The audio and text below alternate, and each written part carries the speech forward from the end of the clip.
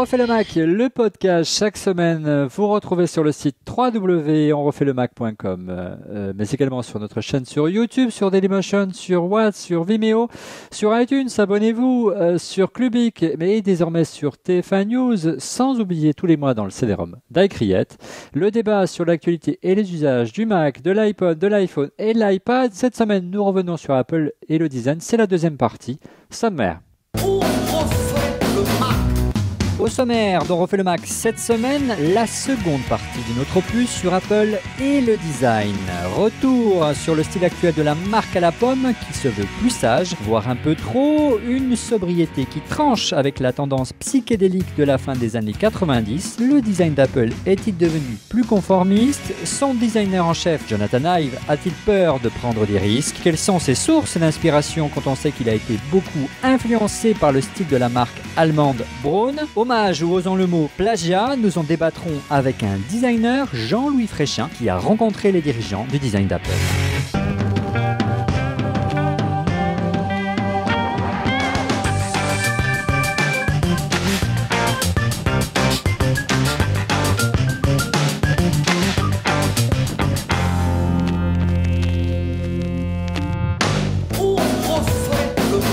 Avec comme invité cette semaine, comme la semaine dernière, Rodrigo Sepúlveda-Schultz, investisseur, podcasteur, blogueur. Bonjour Rodrigo, ça va bien depuis la semaine dernière? Dire entrepreneur, et t'as pas changé de chemise toi depuis la semaine dernière? Toi non plus. Si, moi j'ai enlevé mon pull, je vais être trop chaud. Autre invité, Cédric Ingrand de la chaîne Info. Oui, ça va bien Cédric? Ça fait longtemps qu'on ne s'était parlé, Olivier. C'est magique. Ouais, déjà revenu du Japon? Bah oui, apparemment, c'est quand même triste. Moi qui étais censé partir 2 semaines. Autre invité dont vous connaissez le visage et la signature dans le magazine iCreate, c'est Alexandre Lenoir. Bonjour Alexandre. Salut Olivier, bonsoir à tous. Et enfin, Jean-Louis Fréchin, designer, fondateur de No Design, qui est un petit peu notre maître à tous ce soir parce qu'il va nous apporter un petit peu sa vision du design. Et pour cette seconde partie, ça va bien Jean-Louis? Bonsoir à tous. Alors, on s'était arrêté la semaine dernière à la période du renouveau d'Apple avec la période de l'iMac G3, le trans du style, la folie des couleurs, du psychédélique. Souvenez-vous, à la fin des années 90, début 2000, le cube. Et puis, il y a un virage important dans l'histoire d'Apple. C'est l'arrivée de l'iMac tournesol où Apple a choisi d'être plus sobre en mêlant du blanc et du métal. Et c'est certainement, Alexandre, la plus belle machine produite par Apple à ce jour. Oui, je crois que en fait, on pourrait le résumer à ça, la plus belle machine d'Apple produite à ce jour. Moi, je suis complètement fan. J'en ai un d'ailleurs, et je suis pas prêt de m'en séparer. C'est une machine qui est fantastique à tout point de vue, et c'est la plus ergonomique de toutes. L'écran tourne absolument dans tous les sens, s'incline exactement comme on veut. Elle ne prend absolument pas de place sur le bureau. Elle a tout pour elle, franchement. Je sais pas comment dire mieux. Moi, je pense que cette machine, c'est une machine intermédiaire. C'est-à-dire que ce qu'ils avaient dans la tête, c'est l'écran plat dans l'iMac tel qu'on le connaissait, c'est-à-dire une machine monobloc. Mais c'était pas possible pour des raisons de composants électroniques, pour des questions de taille d'écran.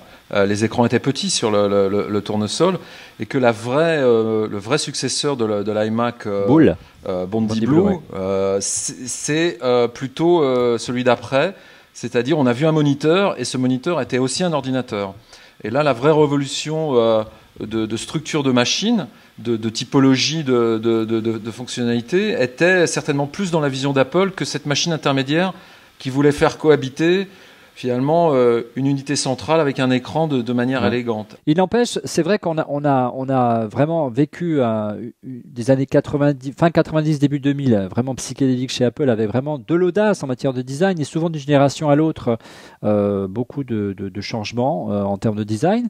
Et c'est vrai que depuis l'arrivée de l'aluminium chez Apple, tu en parlais Jean-Louis, on a l'impression que les machines n'évoluent pas, que le design est relativement figé.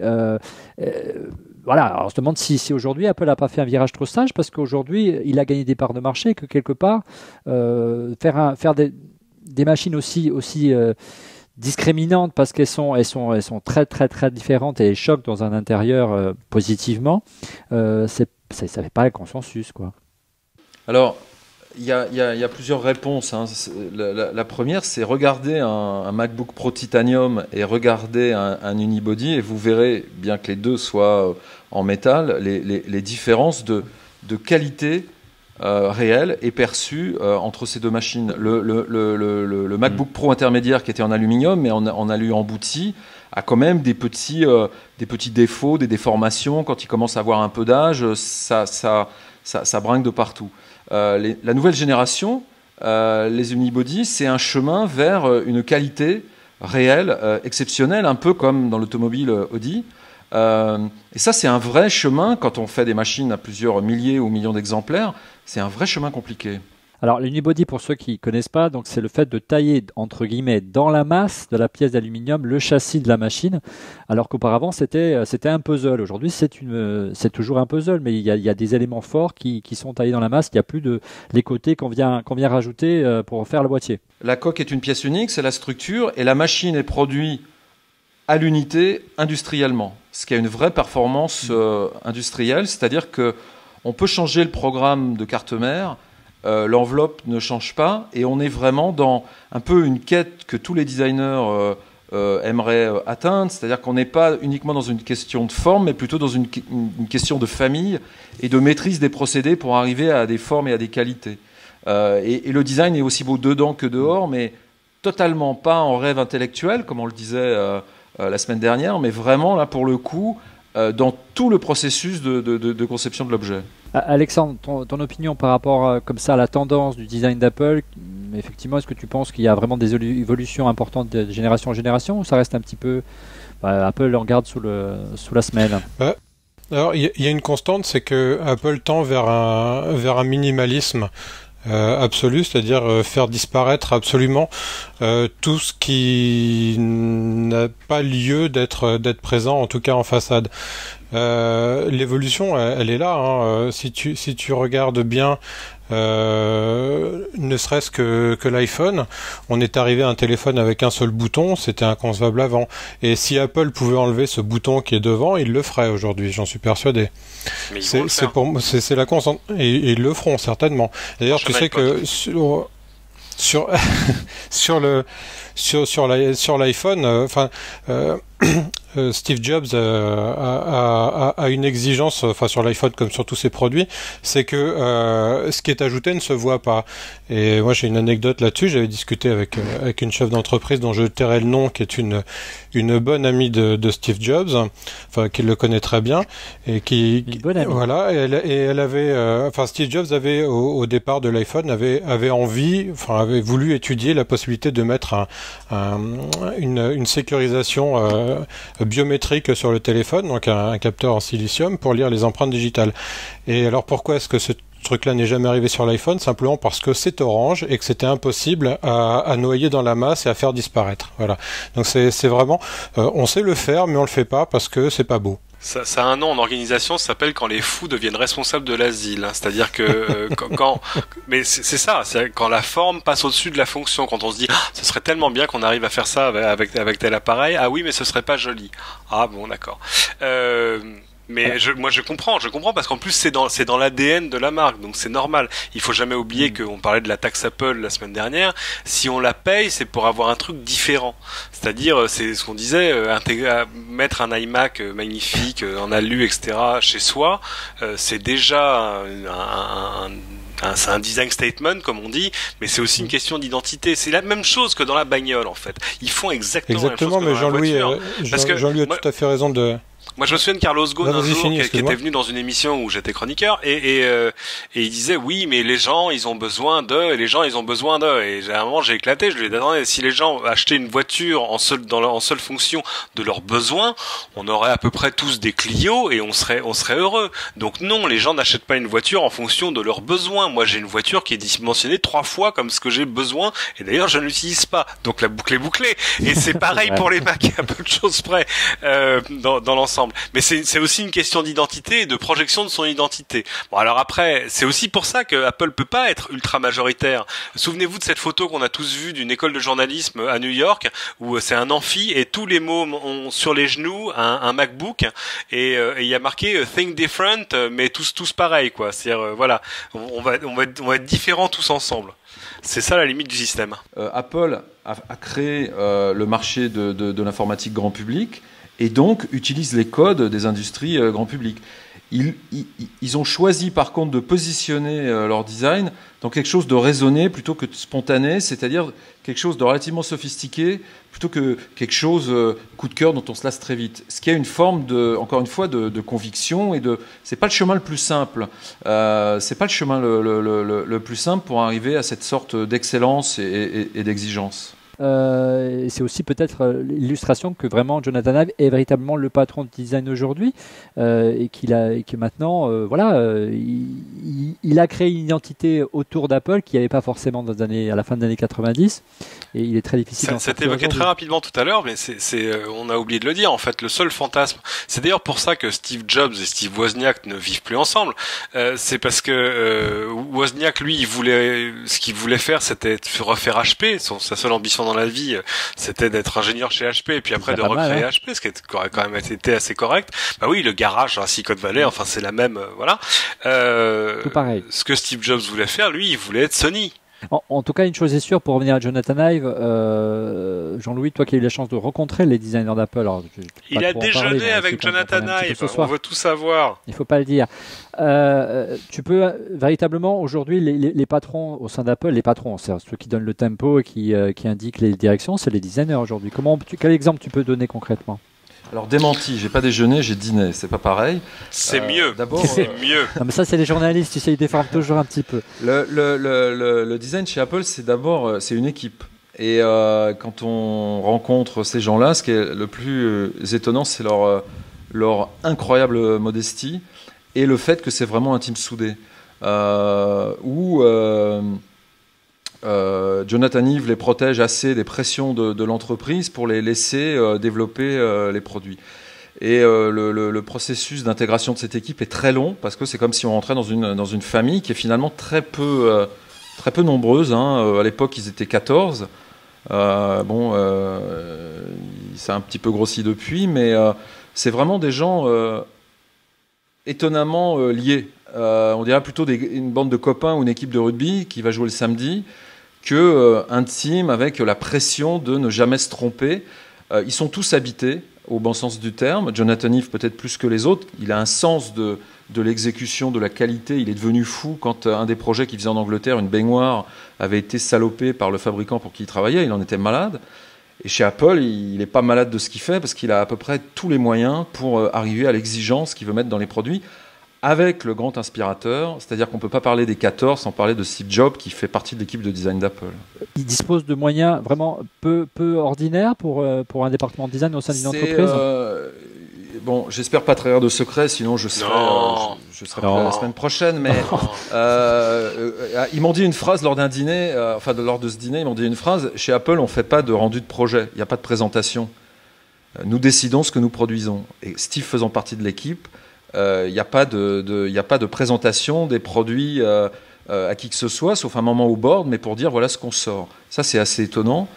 On l'a vu dans le film Pardon. Vas-y. Non, je disais, c'est le contraire de choses qu'on connaît dans plein d'entreprises industrielles où on fait du design en comité, quoi. C'est ça, voilà. C'est-à-dire que le designer vient soumettre son truc et c'est ça, le designer vient présenter son truc en disant regardez, moi j'ai fait ça, et on lui dit ah ouais, mais pourquoi il est pas bleu? C'est vraiment différent. Et donc tu disais, Jean-Louis. Et généralement, pourquoi il n'est pas bleu? On demande à la secrétaire ou à la femme du patron de trouver la couleur qui va bien pour le produit. En tout cas, en golf, c'est comme ça que ça se passe la plupart du temps. En quoi? Est-ce qu'en golf et au-delà, ils ont des outils à leur disposition qui sont vraiment exceptionnels également. Alors, il y a des outils et des organisations. Sur l'organisation, donc le design industriel d'Apple conçoit les objets.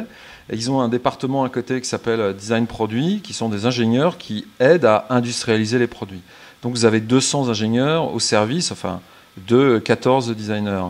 Ils ont également une mini-usine, l'endroit où naissent les Mac, avec tous les moyens de prototypage rapide, pouvant faire du plastique, de la maquette et de l'aluminium, qui leur permet de valider, parce que chez Apple, contrairement à, par exemple, notre pays, l'exécution est aussi importante que la conception. Parce que dans l'exécution, il y a énormément d'accidents créatifs ou de solutions.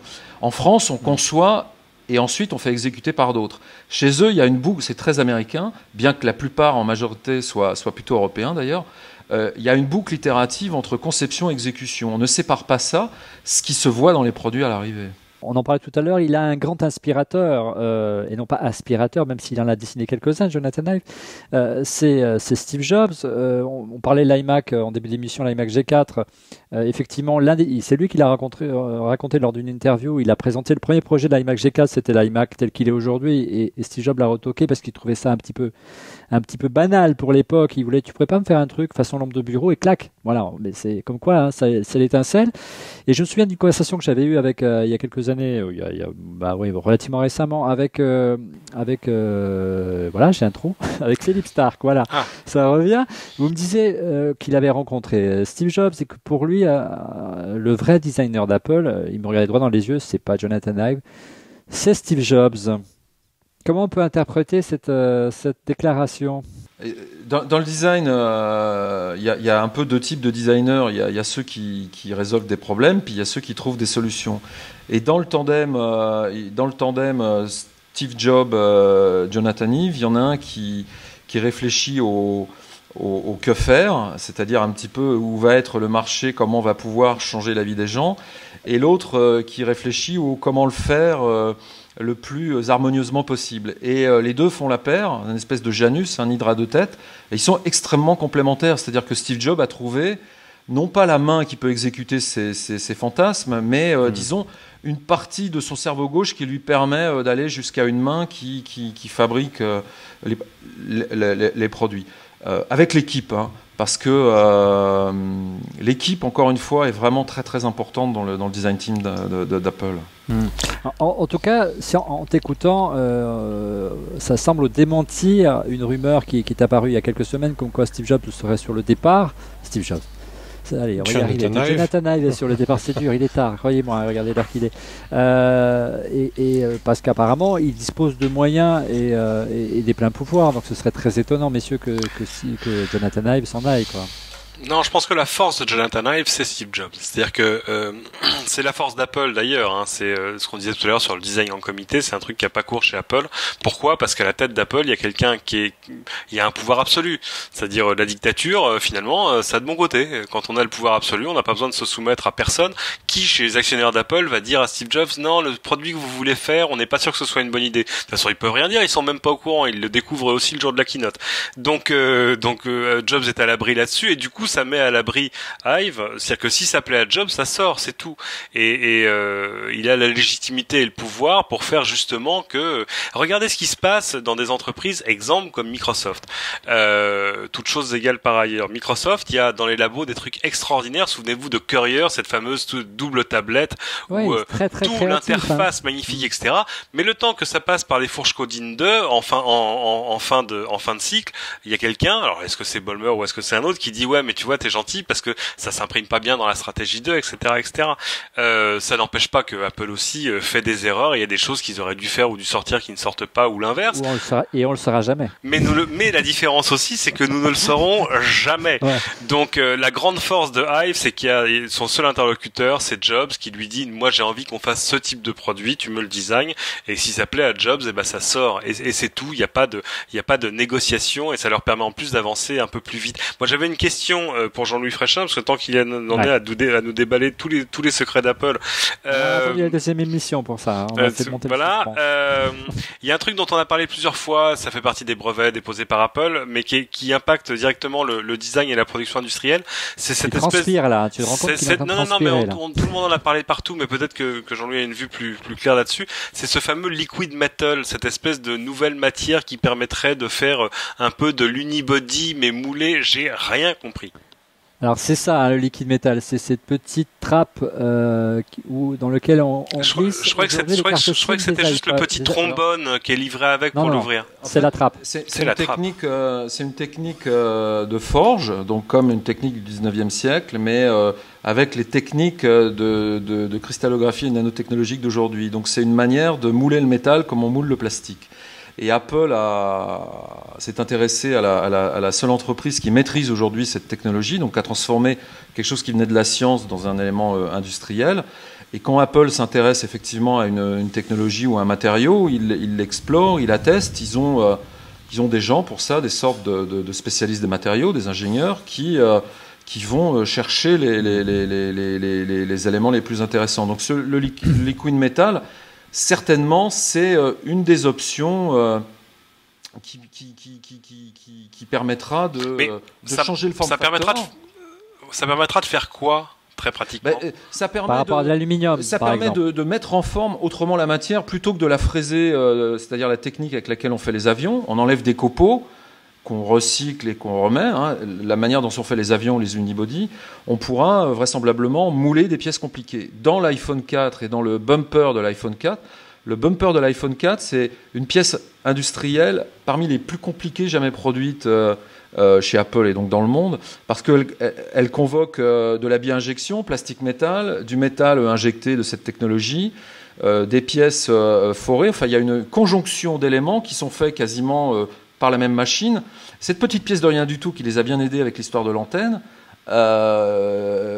montre un peu les possibles multimatériaux, qui est un des enjeux qu'on trouve aussi dans l'automobile, des produits de demain. Donc c'est pas tant de remplacer l'aluminium fraisé par autre chose, mais c'est de pouvoir faire des mises en forme multimatériaux et avec des formes peut-être non euclidiennes, alors que le fraisage, quand on commence à faire des courbes, c'est un peu plus compliqué quand même.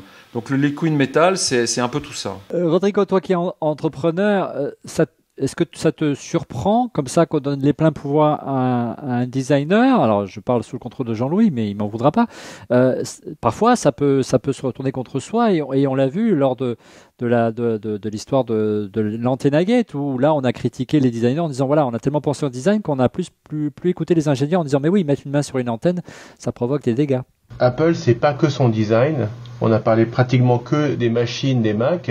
Aujourd'hui, ce n'est qu'un tiers de leur activité. On a très peu effleuré les iPods et l'iPad. C'est un tiers chacun. Mais également, le design chez Apple, pour moi, ce n'est pas que le beau, ce n'est pas que l'unibody. C'est toute une conception d'un système qui donne une expérience utilisateur extraordinaire. Et j'en veux pour preuve deux choses. C'est que OS X aujourd'hui, qui se décline maintenant en plein de versions, et la 7e version arrive bientôt, c'est une simplicité d'utilisation que je trouve au-delà que d'un Windows par exemple ou d'un Linux qui tournerait sur KDE.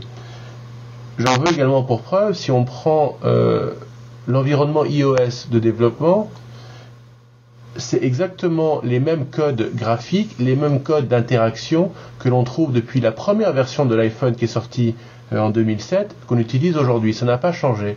Quand on compare cela avec Android, aujourd'hui, les paradigmes utilisés de navigation par exemple chez Android ont changé à chacune des versions. Donc c'est extrêmement bien conçu en termes d'univers de développement, de l'écosystème qui est un énorme succès chez Apple, en tout cas sur les parties mobiles, de l'expérience utilisateur, de la pérennité des interfaces.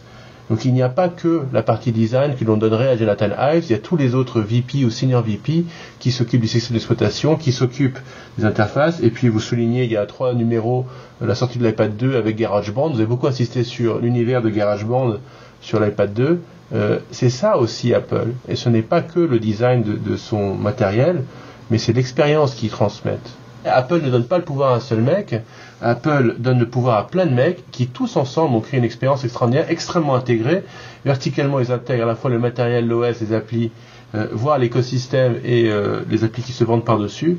C'est les mecs qui sont responsables de chacune de ces activités qui font le succès d'Apple à mon sens. Surtout qu'on jette beaucoup de fleurs à Jonathan Ive, mais il a été pas mal critiqué. Alors on ne sait pas si c'est un plagiat ou un hommage qu'il a rendu, mais tu en parlais la semaine dernière, Alexandre, c'est qu'il s'est beaucoup inspiré des travaux d'un designer de la marque Braun, c'était Dieter Rams. Dieter Rams, oui.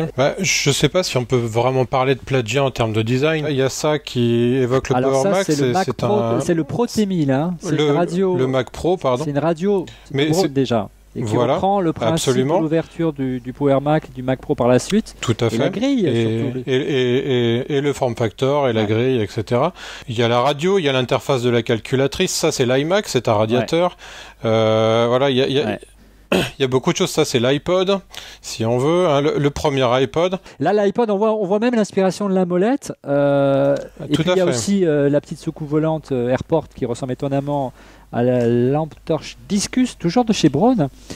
Et encore Braun pour terminer, le P1, c'est un tourne-disque. Et c'est vraiment ça ressemble beaucoup au boîtier de l'Airport Extreme et à Time Capsule. Vraiment, c'est dans les détails. Enfin, c'est troublant quand même. J'ai un scoop. Apple n'a pas copié Braun, mais a copié General Electric. Voilà, j'ai une super radio américaine des années 40 en aluminium. Années 40, avant-guerre. Qui est tout en aluminium.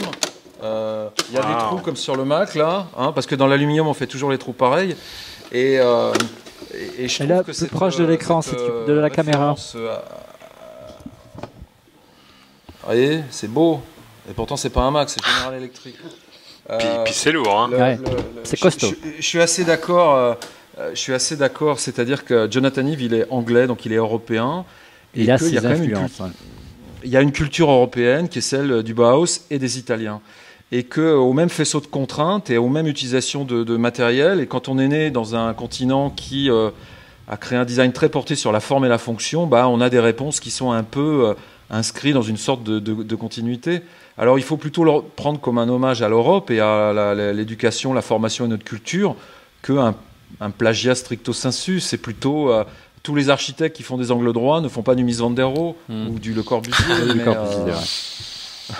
Comme je dis souvent, l'imitation est la forme la plus sincère de la flatterie. L'expérience utilisateur. Quand vous regardez une appli Mac, on sait que c'est un look Mac, n'est-ce pas? Et qu'il fallait à un moment donné respecter les guidelines donnés par Apple. Elles sont toutes pareilles, elles ont la même ergonomie, on s'y retrouve tout de suite. Alors que quand on va dans un monde Windows, tout est différent. Regardez une interface, par exemple, d'application Nero, pour vous les disques durs, ça ressemble à rien. Je parle du desktop pour l'instant, l'ordinateur. On s'y retrouve pas, etc. Alors que chez Apple, pendant très longtemps, il y a des guidelines pour coder, présenter, tout de la même manière. Ça a été décliné à nouveau, je vous le donne, sur les appareils iOS. Ça a la même tête, ça s'utilise très simplement, et ça n'a pas changé depuis le temps. On rajoute une feature par-ci, une feature par-là, on rajoute des dossiers, par exemple, mais c'est toujours pareil. Alors que tous les autres, ça change tout le temps. Android en particulier, ça change tout le temps. Donc il y a une conception, à mon sens, sur les interfaces aussi importante que sur les boîtiers qui tiennent ces interfaces-là. Rodrigo a parfaitement raison, et ça crée... Pas toujours, non, mais là, ce qu'on appelait dans les guidelines un peu historiques, le look and feel, ce qu'on voit et ce qu'on ressent, et la force d'Apple, c'est plutôt un méta-design, c'est-à-dire un design au-dessus qui fait que, quelles que soient les circonstances, toutes les choses sont toujours à la même place et produisent les mêmes résultats. Alors là où ça crée des tensions intéressantes, c'est sur l'iPhone, par exemple, on a un écran qui est gigantesque. Et donc, l'interface de ce produit, c'est quoi? C'est ça?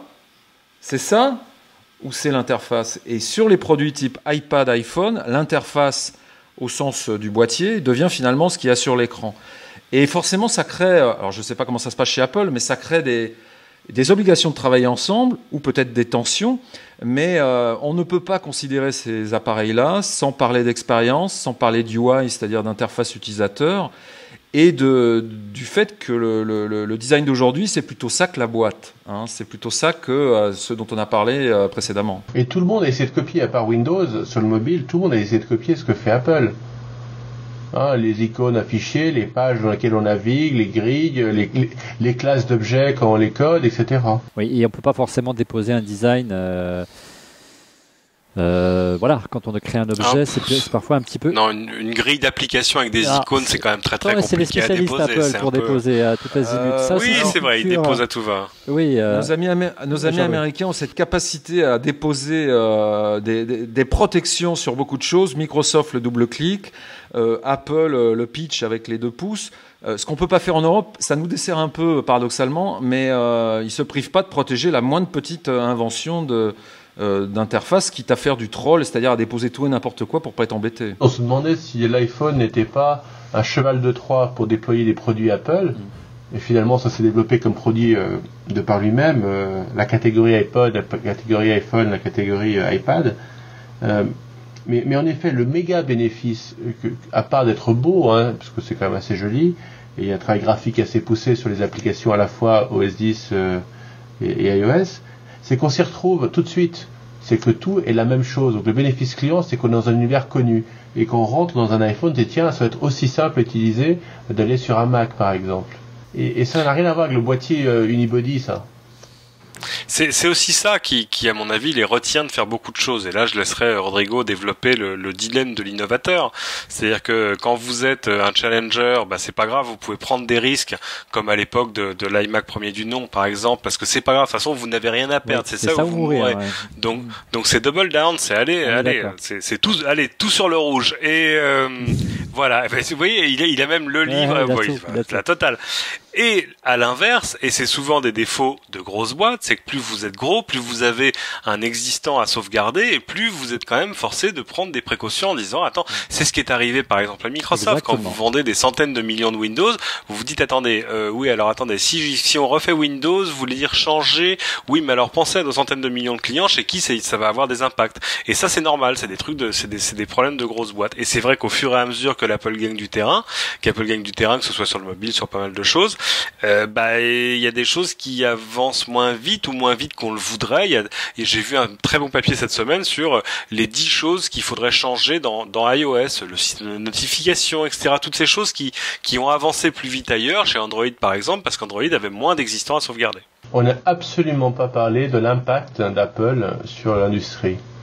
Le seul qui faisait des trucs un petit peu jolis, c'était les Sony avec les Vaio, il y a 8 ans, 9 ans. Maintenant tout le monde fait des laptops très fins. Dell fait des laptops très fins. Je sais pas si unibody, mais enfin les couvertures en alu très fins. Enfin tout le monde s'y est mis. Sur les mobiles, tout le monde a copié l'iPhone. Hein, c'est des petites tablettes plates. Voilà, il y a eu un énorme impact sur l'industrie et de manière générale, ça fait plus vendre, me semble-t-il. On n'achètera pas un truc moche, quoi. C'est fini. Oui, tu veux dire que les mentalités ont évolué. Tant mieux pour le design, les designers. Ouais, donc moi je donne des cours souvent aux startups et aux entrepreneurs, et dans le cours marché, je leur dis différenciez-vous. Moi je donne 2 exemples. Très souvent, c'est Richard Branson qui a appris à tout le monde à travailler sur la satisfaction client. Et tous ces business, c'est en gros se dire comment est-ce que je travaille sur la satisfaction client. La différenciation d'Apple, ça a été l'expérience utilisateur, qui va du design jusqu'aux interfaces. Et pas du tout sur le fait que c'est joli ou que c'est acidulé ou que c'est différentes couleurs. Ouais. Bah c'est le, comme on dit en japonais, c'est le wa, c'est l'harmonie de l'ensemble qui fait Apple. Ce sera le mot de la fin, messieurs, parce qu'on pourrait en parler pendant des heures du design et d'Apple, mais en tout cas, j'ai pris beaucoup de plaisir à vous écouter ce soir. Apple a voulu se différencier, a voulu faire différent, fig différente, c'était le thème d'Apple, en faisant des machines stylées, avec un esprit. Aujourd'hui, c'est une politique qui est plutôt couronnée de succès, à tel point qu'il inspire beaucoup de monde, qu'il y a une relative presque uniformisation du design autour de ce que fait Apple, et on peut se demander si le risque pour Apple dans l'avenir, c'est pas devenir le nouveau Microsoft, le méchant des années 90, qui dictait sa loi à tout le monde et imposait un modèle unique de design, le 1984 à l'envers, où Apple a le mauvais rôle. Merci messieurs pour ce débat. On va parler tout de suite de vos coups de cœur. Vos coups de cœur, messieurs, on commence par Rodrigo. Eh ben, cette semaine, je vais vous parler de la Sainte Trinité, et comme je suis un garçon économe, on va parler de la dualité. Moi, j'en ai marre des opérateurs mobiles qui me font du racket au quotidien, qui se disent que ça coûte peut-être 50 ans de rentabiliser leur antenne BTS qu'ils ont installée il y a 20 ans. GPS. BTS, non, il a raison.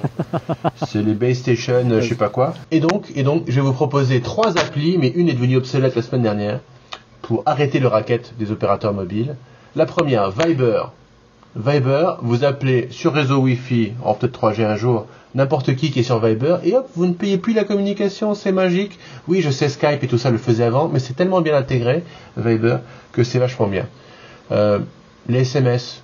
Il y en a marre de payer 11 centimes le SMS. Il y avait WhatsApp. Mais depuis la semaine dernière, Viber fait également les SMS gratuits. Au revoir WhatsApp. Et puis... il faut préciser quand même qu'il faut que ton correspondant ait Viber aussi installé. Hein. Oui, oui. Non, mais ils regardent tous, on refait le Mac maintenant, donc ils vont tout savoir. Et puis, pour faire de la vidéo, pour faire de la visio, il y a FaceTime évidemment, mais il y a aussi Tango. Et donc la Sainte Trinité cette semaine, c'est WhatsApp, Viber, Tango. Et puis on va oublier Marie, donc allez, on va faire Viber et Tango. C'est top. Bien. Cédric, ton coup de cœur cette semaine. Regardez, je vais me libérer de la smart cover. Aïe, elle est partie et je vais la remplacer par une autre que je n'ai pas encore reçue. C'est hollandais. Ça s'appelle Migno et Miagnoté. On va le voir en image beaucoup plus clairement. C'est beau, tiens. C'est magnifique. C'est une smart cover en bois. Ah ouais, c'est magnifique. Ouais. Et en plus, tu choisis le bois, ça peut être du chêne, ça peut être du noisetier, etc. C'est fait à la main dans une toute petite usine hollandaise. Et ça fait pareil, ça permet de faire dock, etc. Je trouve ça absolument sublime. Et ça coûte un peu bonbon. Ça coûte une 50aine d'euros plus le port, donc ça finit par douiller un peu. Hein. Et en plus, pour tout dire, je l'ai commandé il y a 2 semaines et je l'attends encore, donc je commence à frustrer. Message personnel à Monsieur Mignot, si quand ce podcast sort, je ne l'ai pas sorti, je vais commencer un harcèlement quotidien, voilà. Il faudra une version suédoise pour ça. Alexandre, ton coup de cœur cette semaine? Mon coup de cœur cette semaine, c'est ce petit boîtier qui est fait par les Allemands d'Equinux. C'est un tuner TNT pour iOS. Concrètement, comment ça se passe? On télécharge une petite application qui s'appelle Tizi, comme le nom de ce boîtier, sur son iPad, son iPhone. On se connecte sur le réseau Wi-Fi qui est créé par le boîtier et on va chercher les chaînes de la TNT avec cette petite antenne là qui sort. Voilà. La qualité de réception est plutôt bonne, la sensibilité est même plutôt pas mal, parce que moi je suis chez moi derrière des immeubles où même une antenne râteau capte très mal, et avec ça j'ai quand même réussi à capter la moitié du spectre, donc c'est plutôt bien.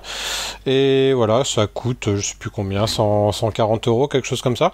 Ah, quand même. Ouais, mais ça permet de regarder la TNT sur son iPad. Quand son opérateur ne propose pas l'application, ce genre de choses, c'est pas mal. Jean-Louis, ton coup de cœur cette semaine? Alors, mon coup de cœur, on a beaucoup parlé d'Apple, peut-être trop. Oui. Ouais, ça refait le Mac. En même temps, on sait faire que ça. Hein, il y a une exposition qu'on m'a demandé d'organiser sur, on va dire, le design, l'innovation, l'écosystème plutôt francilien, qui va avoir lieu le 17 mai au lieu du design, avec les meilleurs designers, les meilleures entreprises, les meilleurs entrepreneurs, pour montrer que ici aussi on peut faire des choses. Cette expo, c'est une sorte de bonne nouvelle et c'est plutôt assez encourageant et stimulant à organiser. Donc j'espère que les fans du Mac viendront voir qu'on peut faire des choses en France aussi. Et que la high-tech soit un peu mieux représentée en France avec le design, ça serait pas plus mal. Mon coup de cœur en ce qui me concerne, ça faisait des semaines, des mois, des années qu'on teste pour l'occasion de cette émission différentes solutions de micro, de casque pour avoir un bon son et vous proposer un podcast de relativement bonne qualité. On a peut-être trouvé notre bonheur, c'est ça? Alors qu'est-ce que c'est? Tu dis peut-être, parce que je remarque que tu l'as pas sur la tête. Non, je l'ai pas sur la tête parce que voilà, on va pas le faire à chaud, on va le tester vraiment bien comme il faut. Celui-ci marche bien, j'en suis sûr. Donc, comme je viens de le recevoir juste avant le début de l'émission, je voulais pas prendre le risque. C'est Logitech qui fait ça. C'est le Wireless Headset H760. Ouf. Alors, particularité, donc c'est un casque neckband. Jusque là, ça reste très original, sauf que c'est sans fil et le récepteur, il est là. Voilà, c'est un petit récepteur USB. Je suis pas fan du sans fil. Et oui, mais voilà, donc ça permet quand même de se balader et surtout de plus avoir ces câbles derrière que vous voyez pas parce que je les cache à l'intérieur de ma chemise, c'est qui me massacre le dos et c'est pas confortable du tout ce genre de casque parce que voilà, ça déforme, ça appuie sur les lunettes, voilà, et ça a l'air très confortable et ça nous permettra certainement de faire des podcasts sympas. On devrait l'adopter si ça nous convient dans On refait le Mac et ça coûte une centaine d'euros, 99 € chez Logitech. Voilà, merci messieurs d'avoir participé à cet épisode de On refait le Mac. Du design, on aurait pu en parler encore pendant des heures, on en a fait 2 émissions. Et il fallait le faire. On n'a pas pu parler de tout, on aurait pu parler aussi des autres marques. Hein. Il y a Sony, il y a Dell désormais qui se met beaucoup au design. Il y a d'autres constructeurs qui ont eu une grande influence aussi au sein du design, mais on s'appelle On refait le Mac. Donc voilà, on a parlé de l'essentiel. On essaiera peut-être de revenir sur le sujet dans quelques mois. Merci messieurs, on retrouve Cédric dès samedi dans plein écran, enfin s'il est de retour du Japon. Rodrigo, on le retrouve chaque semaine dans On refait le Mac et j'espère bientôt, mais on va voir où bientôt, c'est un secret. Alexandre, on le retrouve dans Écriette chaque mois, le prochain numéro. Et Jean-Louis, écoute, on a hâte de voir tes prochaines créations. Hein, tu peux nous parler sur quoi tu travailles en ce moment ou pas du tout? On travaille sur des nouveaux instruments de musique qui sont présentés au MoMA à New York au mois de juillet. Très bien. Écoute, on en fera l'écho. Merci messieurs et je vous donne rendez-vous à la semaine prochaine. Salut Olivier. Au revoir. Au revoir.